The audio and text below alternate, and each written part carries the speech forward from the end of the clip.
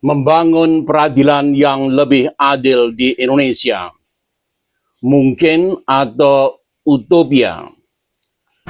Mengenal filsafat hukum. Selamat datang di channel Mengenal Filsafat Hukum.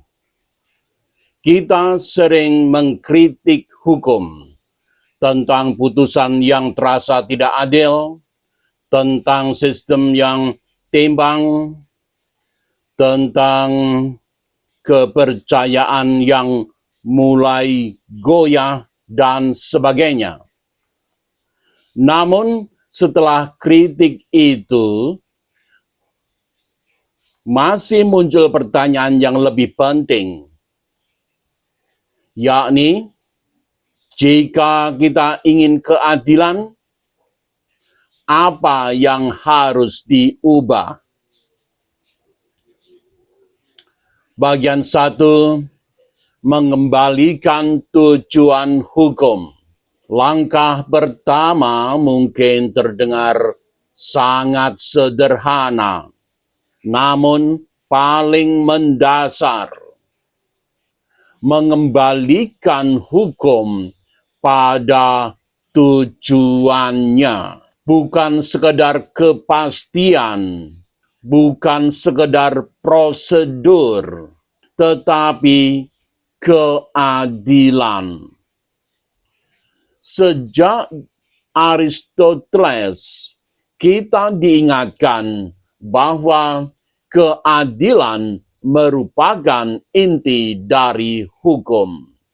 Artinya, setiap aturan, setiap putusan harus selalu ditanya kembali, apakah ini adil, apakah itu adil, bukan hanya apakah itu sah, bukan.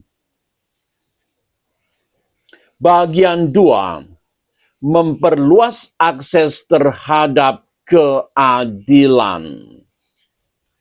Keadilan tidak berarti apa-apa jika tidak bisa diakses. Di Indonesia, banyak orang masih menghadapi hambatan. Misalnya, biaya yang sangat tinggi dalam proses hukum. Prosesnya saja sudah rumit. Kurangnya pendampingan hukum. Disinilah peran bantuan hukum menjadi sangat penting, bukan sebagai tambahan, tetapi sebagai fondasi. Pemikir seperti John Rawls menyebutnya sebagai bagian dari fairness, bahwa sistem harus melindungi mereka yang paling rentan. Bagian 3, integritas penegak hukum. Tidak ada sistem yang bisa adil jika dijalankan oleh aktor yang tidak berintegritas. Hakim, jaksa, polisi, dan advokat bukan sekedar profesi hukum, tetapi penjaga keadilan. Pemikiran Lon L. Fuller mengingatkan bahwa hukum membutuhkan moralitas internal. Namun, dalam praktek, moralitas itu hidup melalui manusia. Artinya, reformasi hukum tidak cukup pada aturan, tetapi juga pada etika dan budaya hukum. Bagian 4, transparansi dan akuntabilitas. Keadilan membutuhkan kepercayaan. Kepercayaan lahir dari keterbukaan.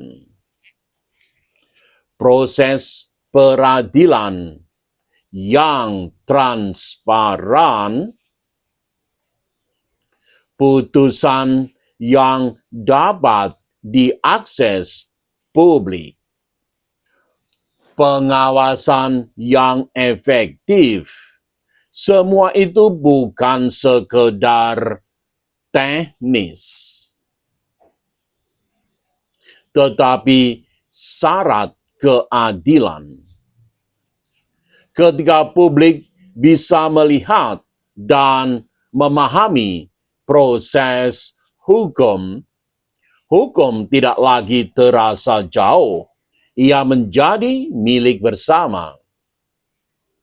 Bagian 5, mengakui kompleksitas masyarakat Indonesia bukan yang tunggal. Ada hukum negara, hukum adat, dan norma-norma sosial lain yang hidup. Membangun peradilan yang adil berarti tidak memaksakan keseragaman, tetapi mengelola keberagaman.